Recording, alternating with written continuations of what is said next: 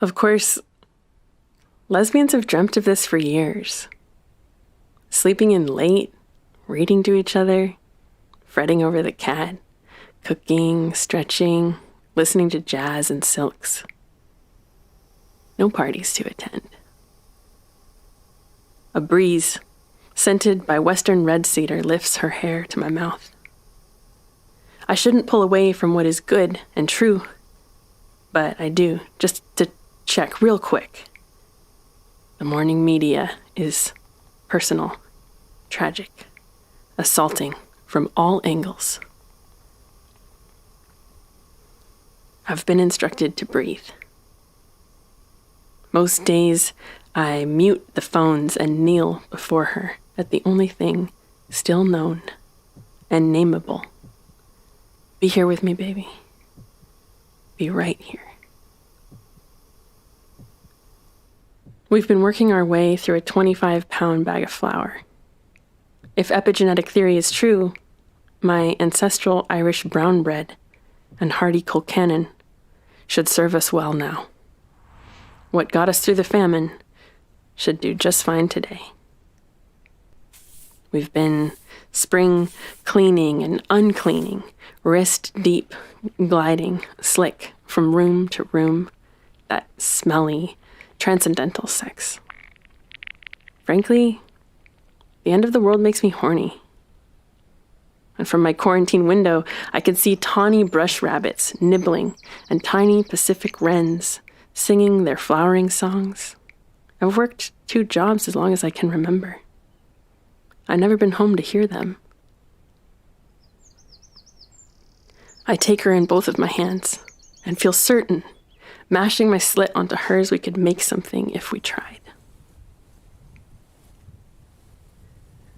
I went out. I did the dance with neighbors and at the curbside, this new choreographed veering that scuttles us in the aisles, harsh-lipped or with empty, apologetic half-smiles. Even back at the trailer park, and later, on food stamps, I never saw an empty shelf. The reek of privilege is white and hot through my veins.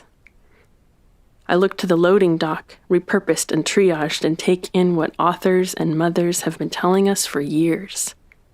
These systems are untenable. But we did it. We halved global emissions overnight. Some reports allude to a net reduction of deaths. Is it true that by lessening pollution and workplace accidents, this industrial slowdown is sparing lives as well as taking them? I can't follow that logic to its reasonable conclusion.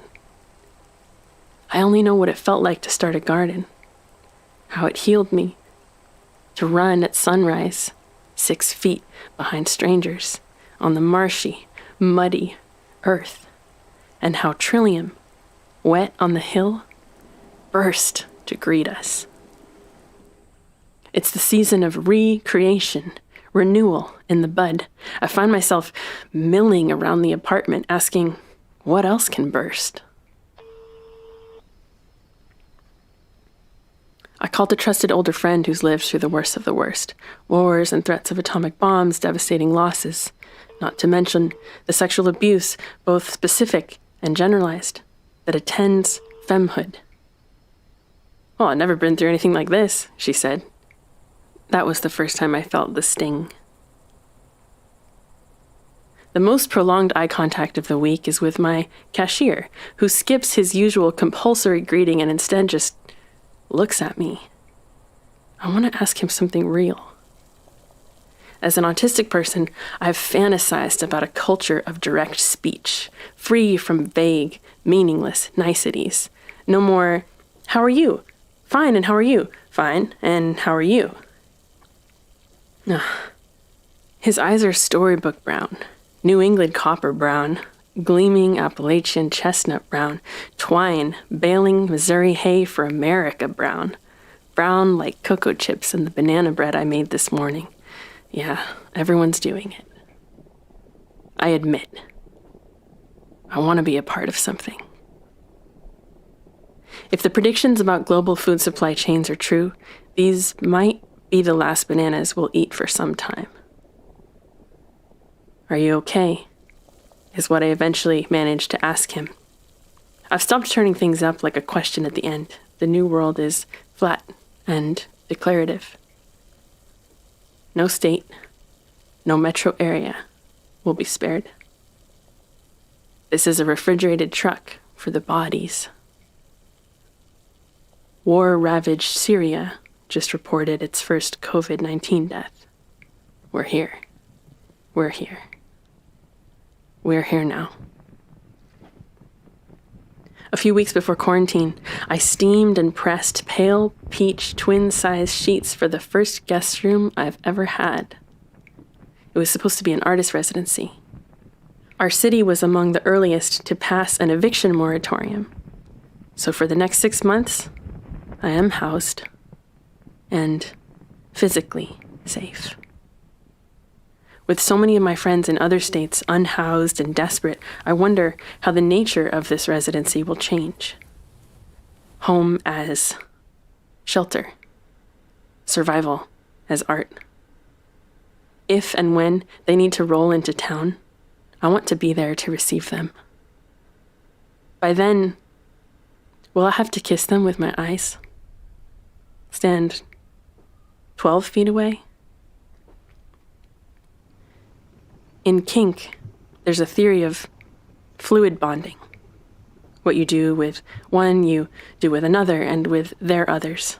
Well, who knew kink would show us the way? But we could stuff a few more twin-size beds in here. We could. Endless sleepover. The ultimate residency. Actually moving in. Some friends have returned to their parental homes and holed up with cartoons and mom's cooking. For me, and for so many other queer kids, there has been and will be no homecoming. Home is the one I've scrimped to arrange here with the girl with lithe fingers. I close my eyes as she braids my curls. Of course I am afraid of what lies at the bottom of this bag of flour. Of course I am. There will come a Monday.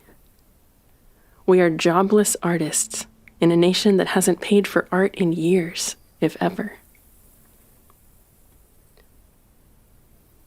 Will society rise to meet us? Will there be a place for us in the new world order? Will I make something with both of my hands?